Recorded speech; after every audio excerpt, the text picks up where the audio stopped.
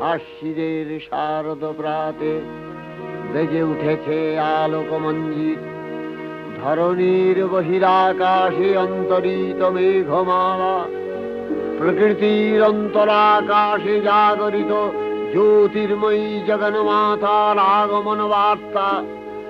আনন্দময়ী মহামায়ার পদধ্বনি অসীম ছন্দে বেজে উঠে রূপলোক ও রসলোকে আনে নবভাব মাধুরীর সঞ্জীবন। তাই আনন্দিতা শ্যামলী মাতৃকার চিন্ময়ীকে মৃন্ময়ীতে আবাহন।